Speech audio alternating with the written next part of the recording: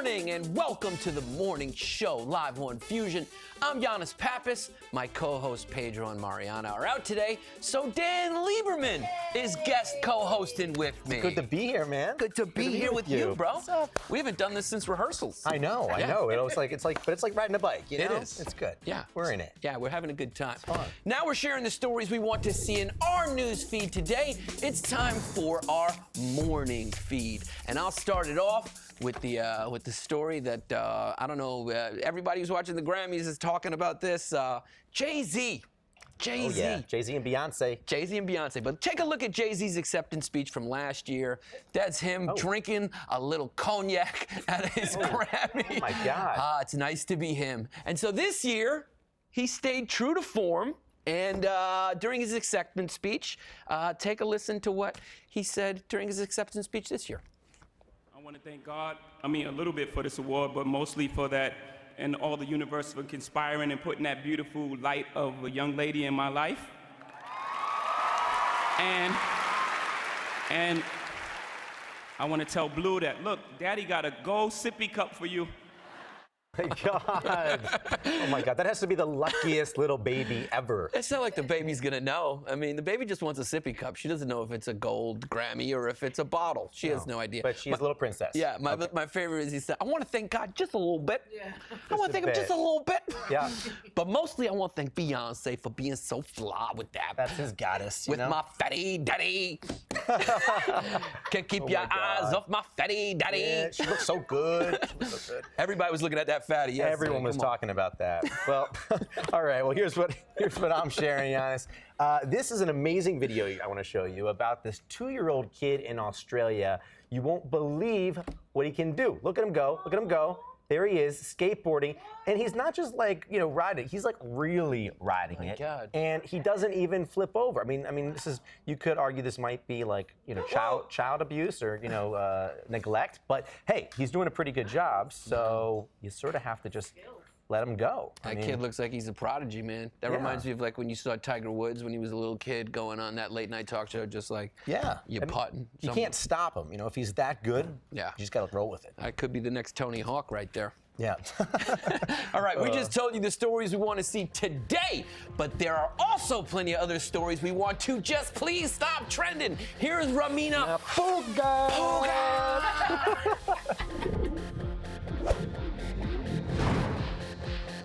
Hey everyone, here are today's trending stories we're terrified of. The first is the abandoned ghost ship full of cannibal rats floating around the ocean, waiting to be written into a creepy as hell horror movie.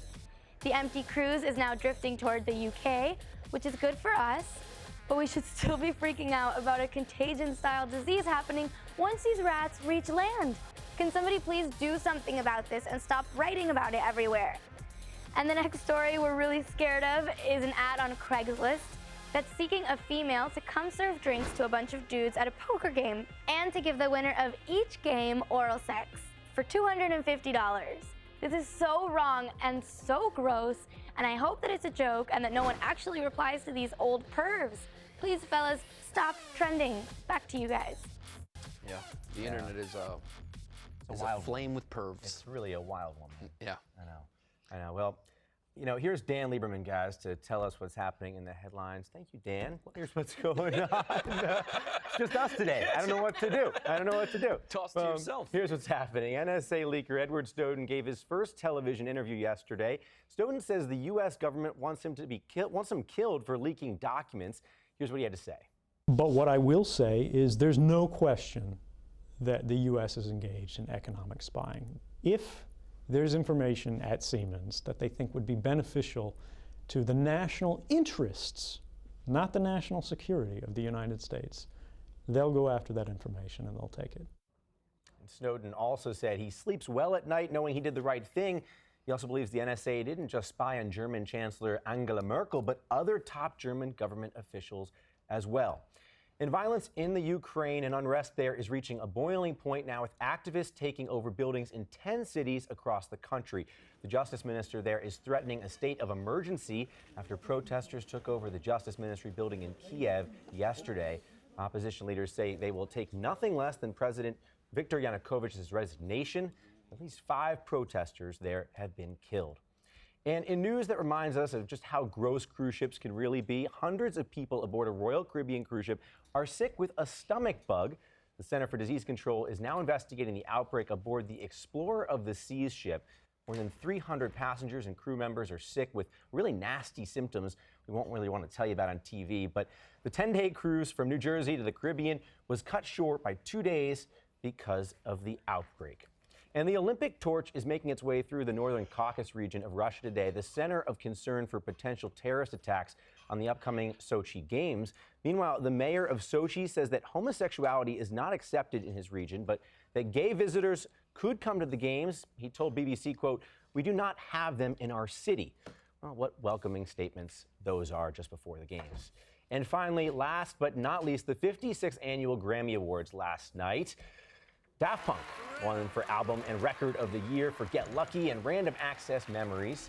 And Lorde won Song of the Year for Royals. Best New Artist went to Macklemore and Ryan Lewis.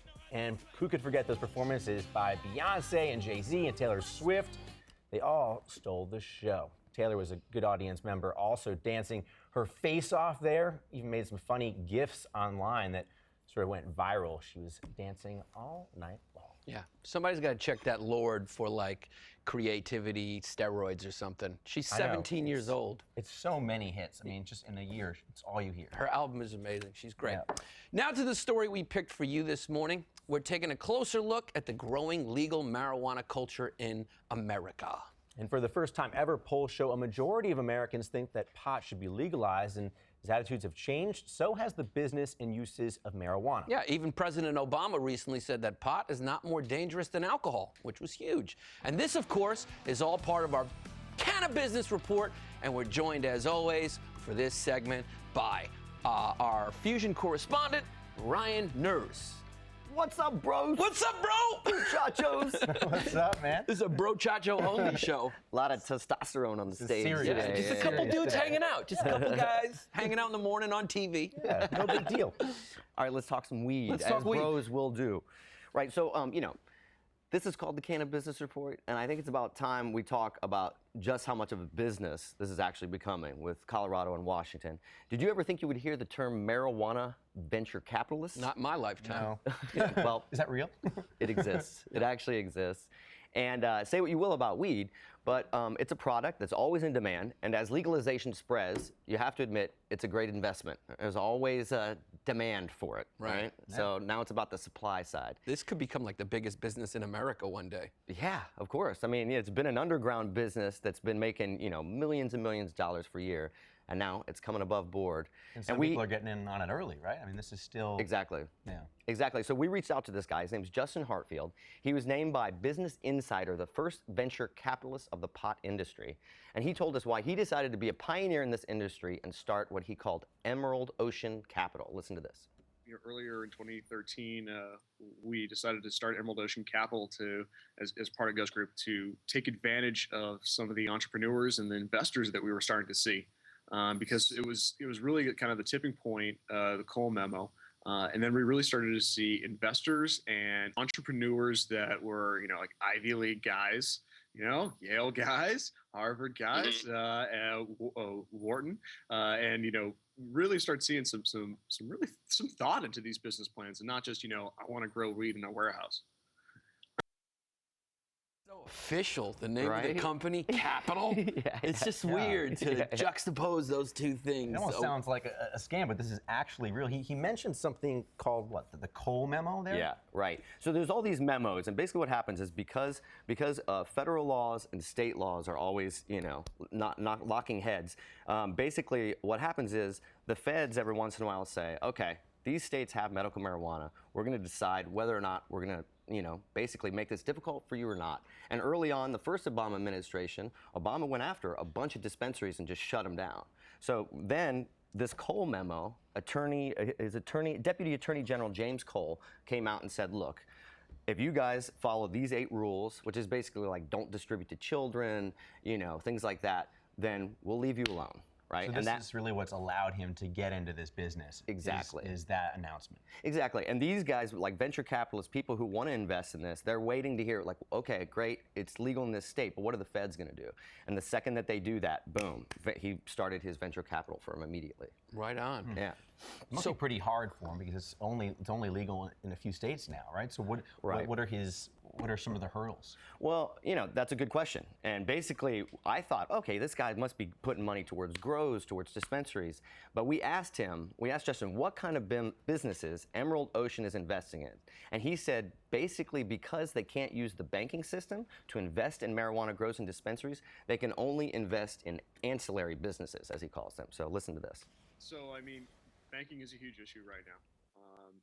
And that's why we have to stay on the ancillary side of the business, not touching the sun, so to speak, growing, manufacturing, distributing marijuana, but rather the products and the services that are kind of on the ancillary, maybe like software, hardware, gadgets, vaporizers, services, insurance, and security, and all that stuff. So those businesses don't have a problem getting a bank account. It's the businesses that, or state license that sell or grow marijuana that are having problems. Interesting. So when can these guys invest in grows, dispensaries, edibles? When can they get into the actual business of marijuana? That's a good question. And basically, not until the feds delist it as a Schedule I drug.